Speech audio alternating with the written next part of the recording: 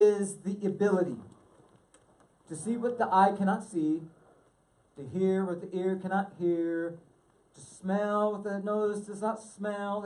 It's the ability to apprehend something that is not perceptible through the natural senses. And imagination goes a long way in solving a problem.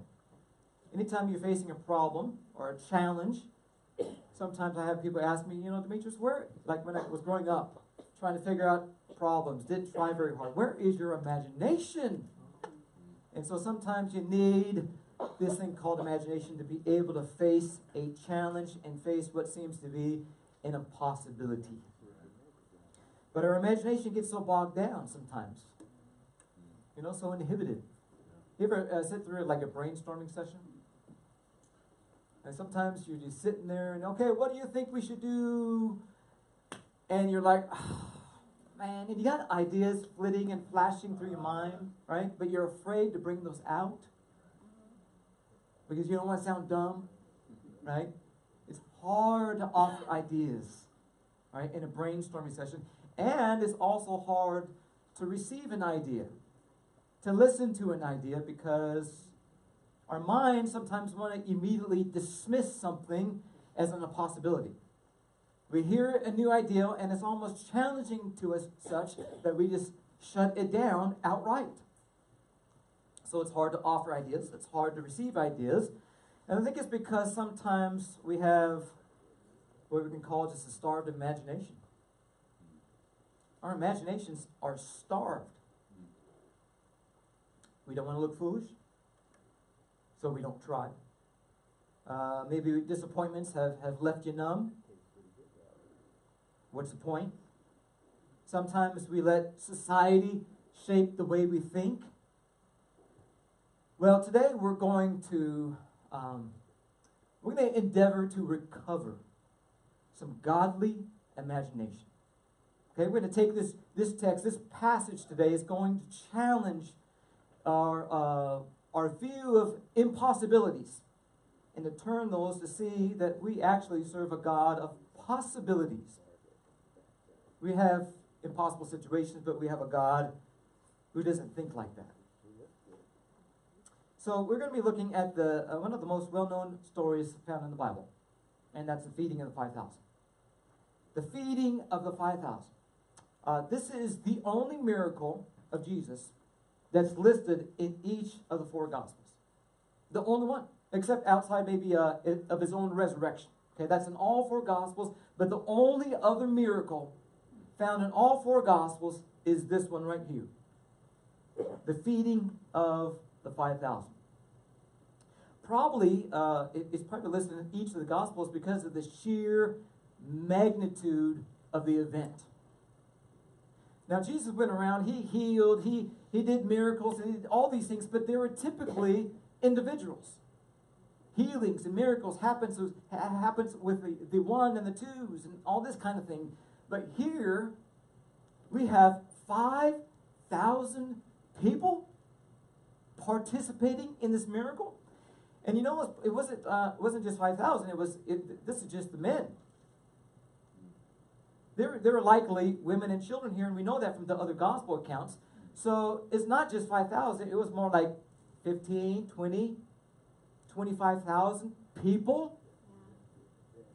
Now, sometimes we can't conceptualize how many that would be. So if you were to ever go to Moda Center, okay, that accommodates up to about 20,000 people. Okay, I got a picture here. Just picture that. Okay, and not all the seats are full. So here's Jesus sitting down with likely 25,000 people. And he's producing a miracle. And everybody participates. So when you read the story, think miracle at Moda. Okay? This was a huge spectacle. Unforgettable event. And right now, Jesus is probably at the height of his popularity. I mean, people are clamoring for his attention. He is producing miracles by the scads. And when he was traveling up to Galilee, he had a horde of people following him. And so he is about a year out from the cross. Okay? He's been in ministry for a couple years. He's just been in Jerusalem. And we know that in Jerusalem there has been rising conflicts. Remember the last few weeks we've been talking about John 5 and him confronting the Pharisees because the Pharisees were all up in arms because he was healing people on the Sabbath day. Telling people to take up their bed and walk, and you're not supposed to do stuff like that. Forget the fact that he's been healed, he's not supposed to take up his bed. And so the Pharisees are like, you're breaking the mold of Jesus. And not only that, you're claiming divinity. Jesus says, man, I have authority to command the dead to rise and to judge the world. That's who I am. And so you can imagine the kind of conflict that's starting to happen in Jerusalem. So it gets so bad that the Pharisees were seeking an opportunity to take him out. And it got so bad that Jesus had to go AWOL at the Passover. That never happens. All the boys, 12 years and older, always participate in Passover. And Jesus, likely, this was his first time that he didn't show up at Passover in Jerusalem. And so we're going to take a moment to, that's the background. We're going to take a moment to read the story. So I want you to see what happens. Okay? He leaves Jerusalem. It's Passover. He's going in the opposite direction. Everybody's coming south to Jerusalem. He's going north to Galilee because he's trying to get out of harm's way. And he goes up to Jerusalem. And I want you to see what happens. And I want you to pay particular attention to how the disciples, how the people, the characters in the story handle what seems to be an impossible situation. So let's read the text together. John chapter 6, verses 1 through 15. This is amazing. Listen to this. After talking to the Pharisees, after this, Jesus went away to the other side of the Sea of Galilee, which is the Sea of Tiberias. And a large crowd was following him. Remember, going in the wrong direction. A huge crowd was following him because they saw the signs that he was doing on the sick. And Jesus went up to the mountain, and there he sat down with his disciples. Now the Passover, the feast of the Jews, was at hand. And lifting up his eyes then, and seeing that a large crowd was coming toward him, Jesus said to Philip, "Where are we to buy bread so that these people may eat?" He said this to test him, for he himself knew what he would do. Philip answered him, 200 denarii worth of bread will not be enough for each of these to even have a little. One of his disciples, Andrew, Simon Peter's brother, said to him, there is a boy here who has 5 barley loaves and 2 fish, but what are they for so many people? Jesus said, have them sit down. Now there was much grass in the place, so the men sat down, about 5,000 in number. Jesus then took the loaves, and when he had given thanks, he distributed them to those who were seated, so also the fish, as much as they wanted. And when they had eaten their fill, he told his disciples, gather up the leftover fragments that nothing may be lost. So they gathered them up and filled 12 baskets with the fragments from the 5 barley loaves and left by those who were eating them. And when the people saw the sign that he had done, they said, this is indeed the prophet who is come into the world. Perceiving then that they were about to come and take him by force and make him king, Jesus withdrew again to the mountain by himself. Anything is possible with God. In the story, Jesus feeds 5,000 people But through the story, I believe he feeds our imagination for what is possible when you have God in the picture. Anything is possible with God. But you don't understand my situation, Demetrius. I'm up against the wall. I have no way out. I have situations that are coming down my way, and I don't have what it takes. I don't have the resources. I don't have the ability. I don't have the education. I don't have the background. I'm stuck. There's absolutely nothing I can do. And to that I would say, you're right. There's nothing that you can do. But what is impossible with man is possible with God. With God. And we know that. We know this, right? I mean, God's come through in times past, and we have testimonies to share and stories to tell. God comes through. But we get stuck. We forget, right? We fail the test. We fall into old patterns of thinking.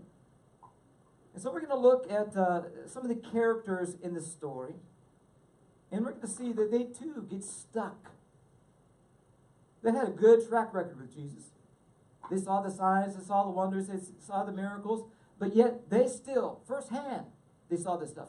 And they still got stuck too. So, I thought what we would do this morning is we would go through the story, okay? This is a course on imagination. John chapter 6 is a course on imagination. So, we're going to do we're going to assess the characters of the story, and we're going to give them a grade. Okay, there's several people who show up, emerge throughout this narrative. We're going to kind of just grade them, assess how well they utilize their imagination, and then we're going to talk about ways of feeding our own imagination. So anything is possible with God. Let's look at the first character here. The character in this story that shows up the first is Philip. And Philip was from the very beginning. He was one of Jesus' first called disciples. John chapter 1, Philip was called. And so, he's been around for a long time. He knows what Jesus is capable of doing. And so, as great as this story is, the feeding of the 5,000, the feeding of the 25,000, right? As good as the story is, Philip is not cast in a very good light. He got stuck. He got stuck facing and looking, staring down the mouth of the problem and the challenge, and he couldn't see past it. And what was the challenge? Jesus says, I want to feed all these people. I want to be a good host. That's what Jesus is. He's a provider. That's just in his heart.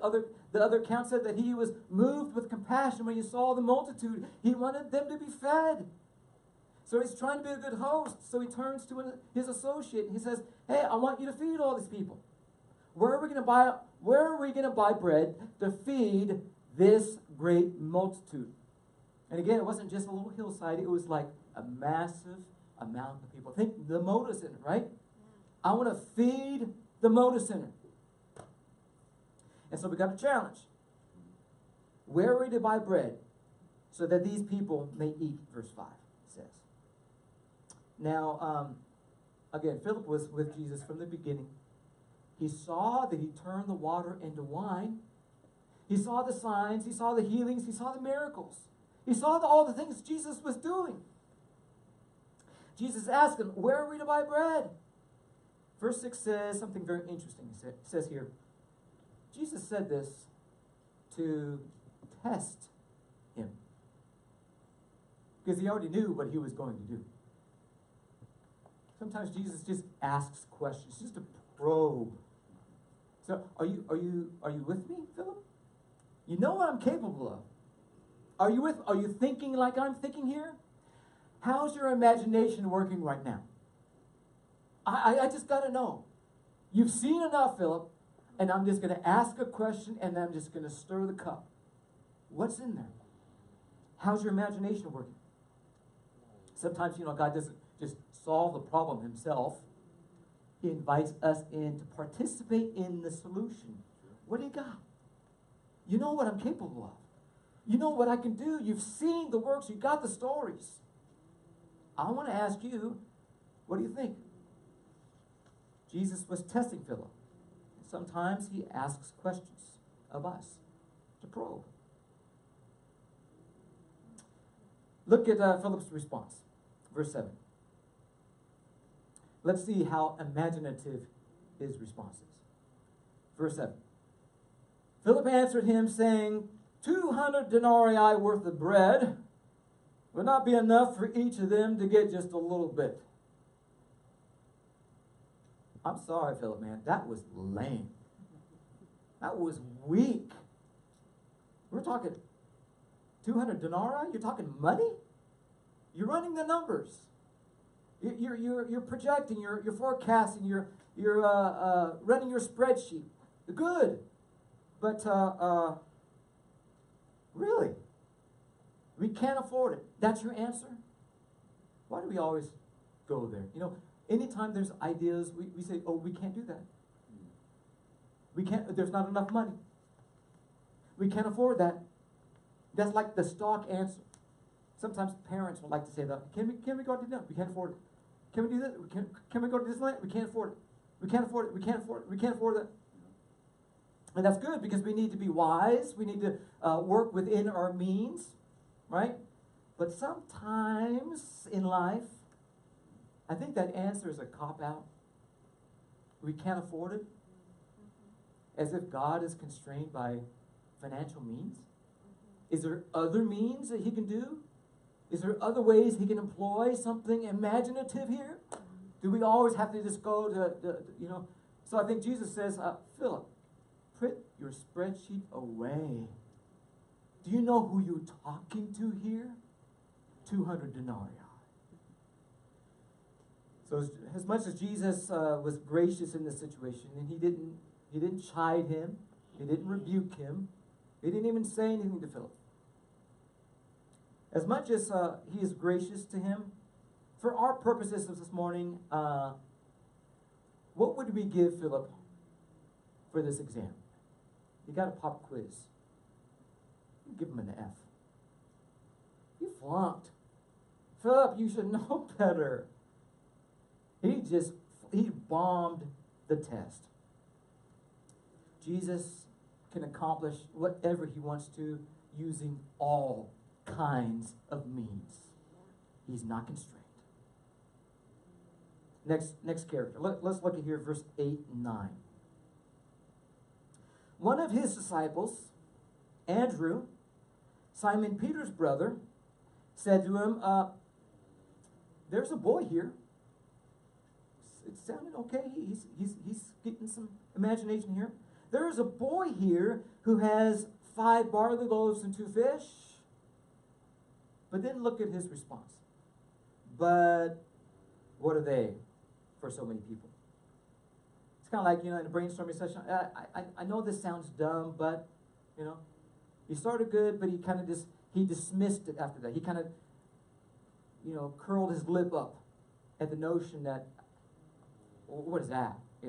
5 barley loaves. And barley loaves back then was the poor man's bread. It wasn't like the wheat, bread would be the nice stuff. Barley, if you got bread made of barley, it's the poor man's bread.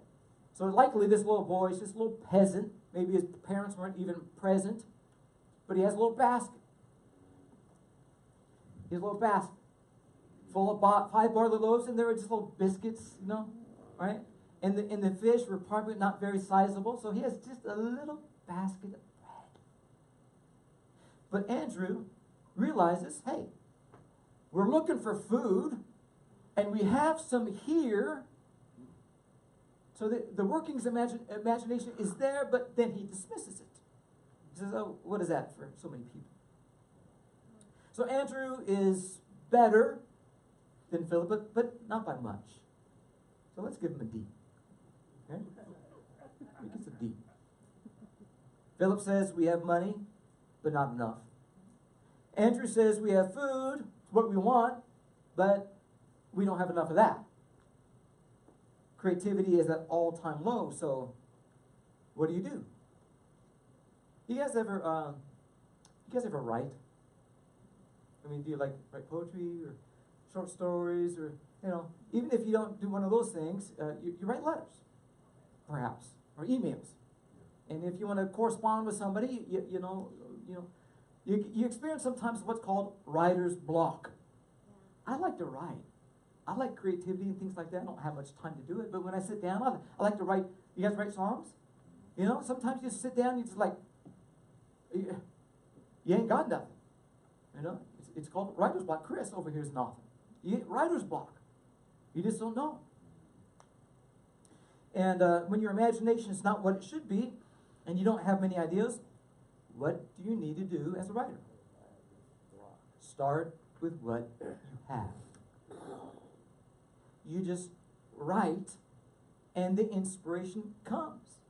You don't wait for the inspiration to come. You just start writing. You write what you have. You start with what you got. And that is exactly what we see here. Jesus takes the 5 barley loaves and the 2 fish. And I know, Andrew, you're turning your nose up at this, but I'll take it. I'll take it. Verse 10, Jesus said, have the people sit down. And now there was much grass in the place. Verse 10 says, so men sat down, about 5,000 in number. And Jesus then took the loaves. He took the loaves. And when he had given thanks, you can just imagine this. Notice it. He's in the center. What's he going to do? Maybe not everybody is paying attention, but the disciples were. The boy was. Took the bread.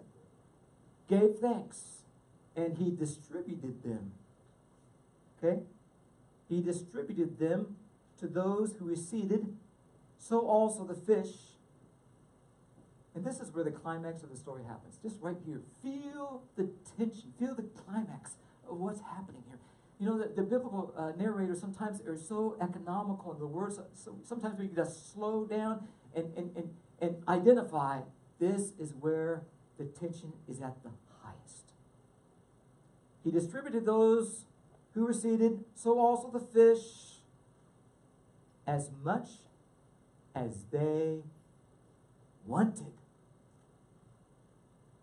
And when they had eaten to their fill, he told his disciples, gather up the leftover fragments that nothing may be lost. So they gathered them up and filled 12 baskets with the fragments from the 5 barley loaves left by those who had eaten. They took the little they had and they passed it through the hands of Jesus. They took the little they had. Start with what you have. Pass it through the hands of Jesus and see what happens. There's a third character that we haven't considered yet, and it's the boy. So we talked about Philip. We talked about Andrew. Philip got the F. Andrew, okay, you got a D. Think about the boy for a moment. Can you imagine Andrew going over, talking to the little boy, and say, hey, buddy, can we use your lunch today?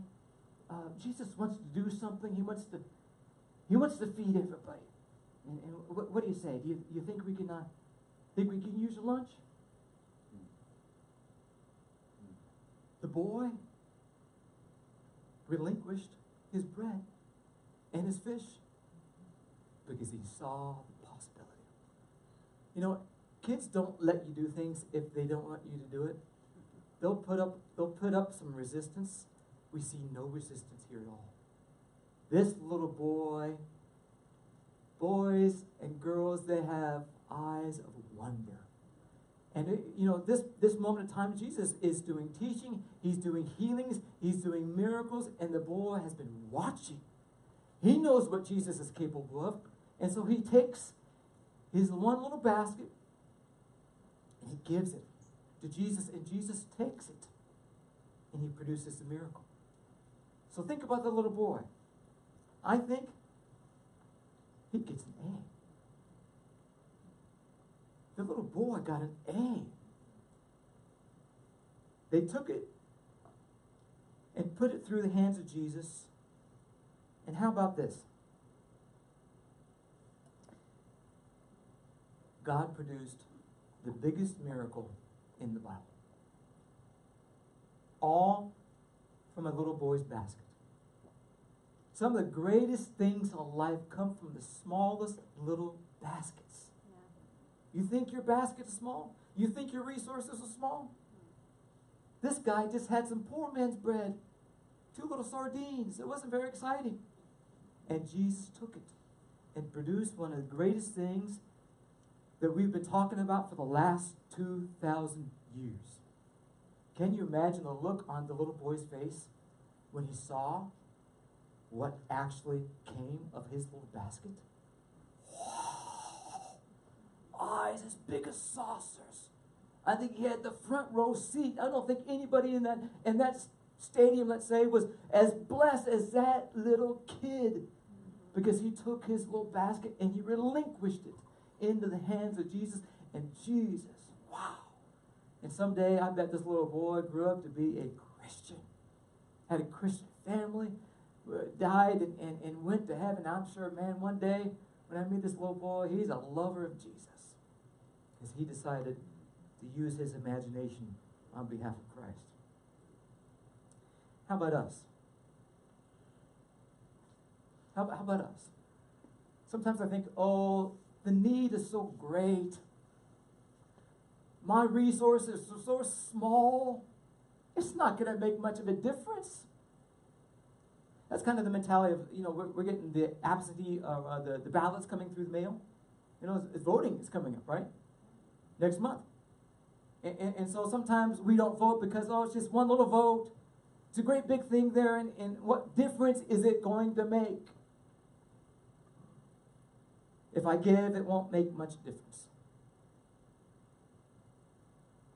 If I give, what will be left over? So we steal back. We opt ourselves out because I just, I got a couple sardines and some bread. I don't have much to offer.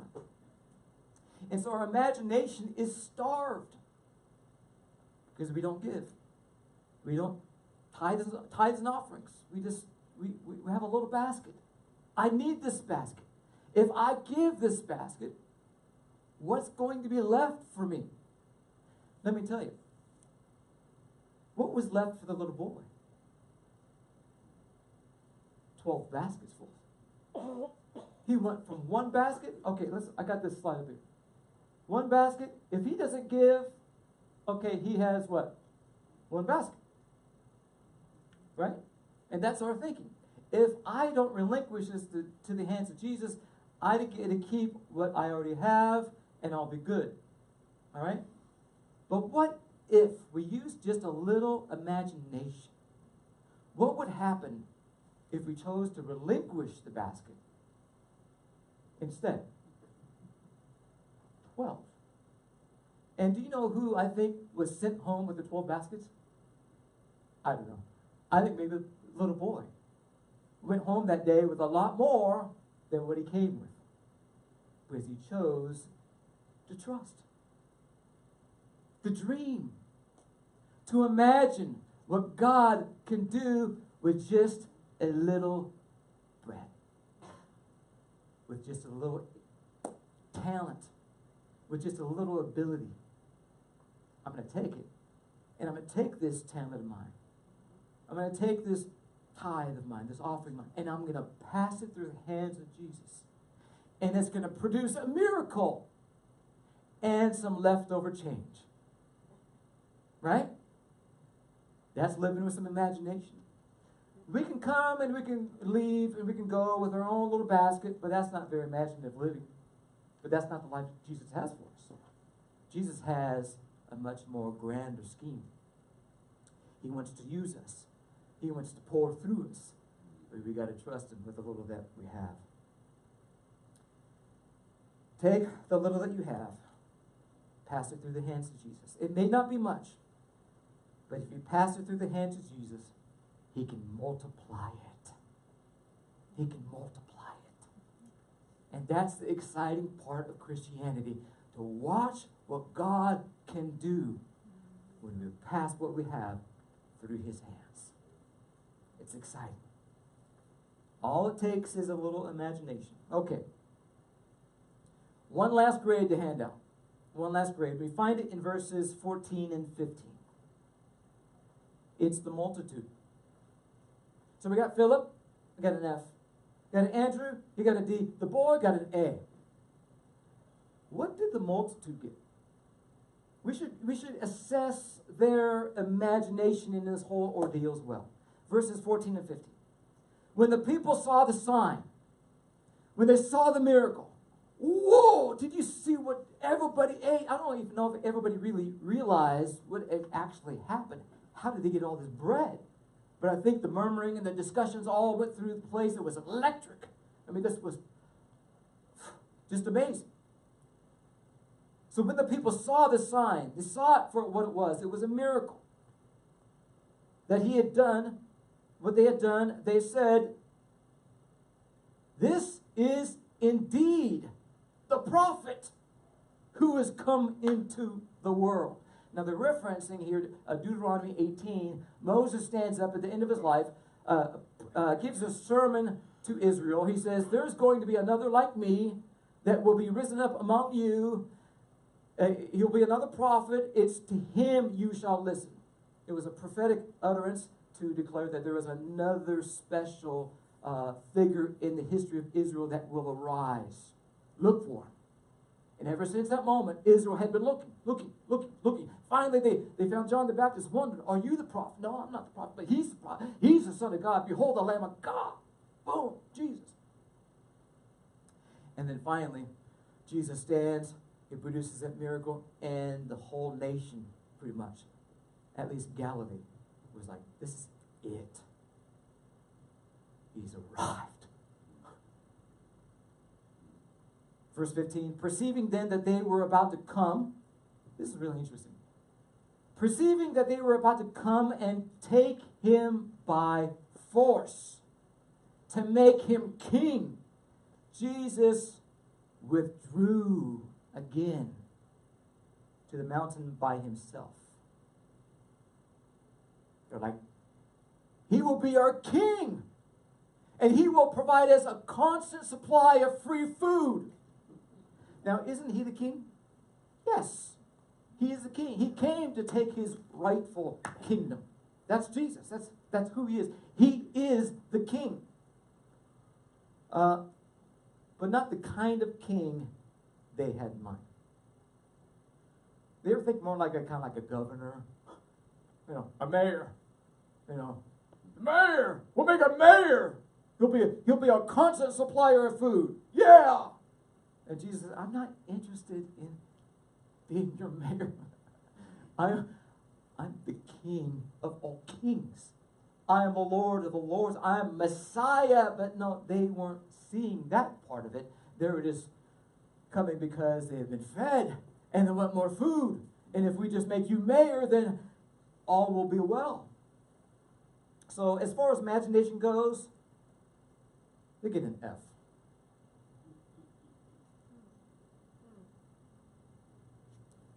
So as you look at this report card, who shines on this list? I mean, everybody. Philip, man, he flunked. 200 denarii. What are you thinking, man? Andrew, he didn't do much better, a little better. The multitude just wants to make a mayor. The boy. The little boy shines in this list. The course on imagination in the boy passes with flying colors. You know, it's funny. He's the only one in the story that we don't hear anything from. Everybody's talking. The boy, he's just doing. I mean, he's an imagination in motion, right? So he's not talking. But if he were here today, this is how I think he would advise us in feeding our imaginations. So I got three ways to feed your imagination. How do we grow in being more imaginative people? I mean, Jesus is out doing things. He's ready to do amazing things, and he's trying to gather people around him that you want to work with me? You want to operate with me? Okay, so here's 3 ways I think that we can get on board and realize, ooh, God wants to do something. Number 1, remember who you were. Remember who you were. Everybody in this room at one day was a child. Some of you are still children. Everybody should be a child. But everybody, at one point, everybody in this room was a child. And children, man, they are full of wonder and imagination and possibility. They trust. They don't complicate things. They see the possibilities. And when they are inspired, they are giving and generous. That's what children do. So remember who you were. Because really, that's who you are. If you get down to the core of who you are, that's who you still are. Get back to that little child. Think like a little child. Remember who you were, because that's really who you are. So that's number 1. Number 2, I would say remember who you have. Remember who you have. You know, I can feel pretty good cooking a meal when I have Julia Child in the kitchen.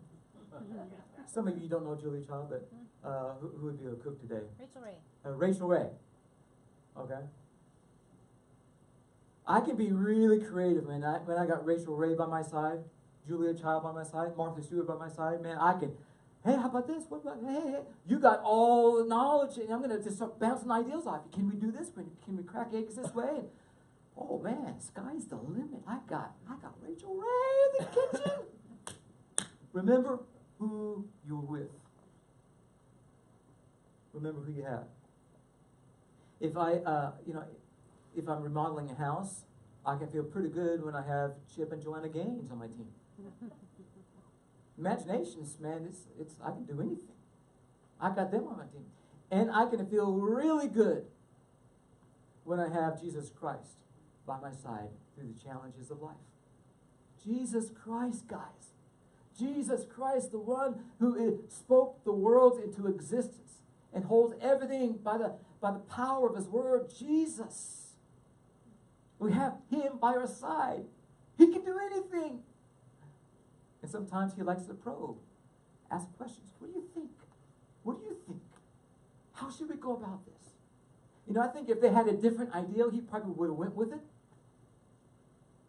He just used what Andrew had the best idea. So, okay, I'll take it. What do you think?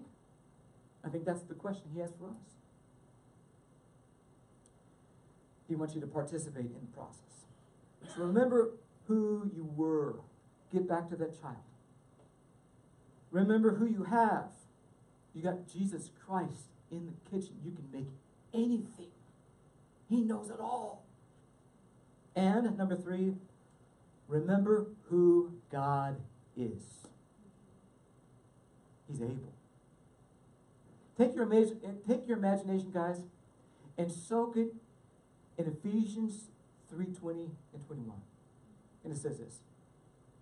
God is able to do exceedingly, abundantly, above all that we ask or think, according to the power that is at work within us.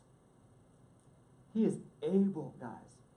He's not only able, he is so far more abundantly able to do anything beyond that, anything that you could ask or even imagine. He could do that. So remember who you were. Get back to that child. Get back to that way of thinking and looking at life and opportunities and possibilities. The awe and the excitement of a child. Remember who you were, because that's who you are. And remember who you have Jesus. Endless possibilities. He is the Creator God. He is the first and He is the last and everything in between. That's who you have. And remember who God is. He is the God of endless possibilities. He is able. He's really able.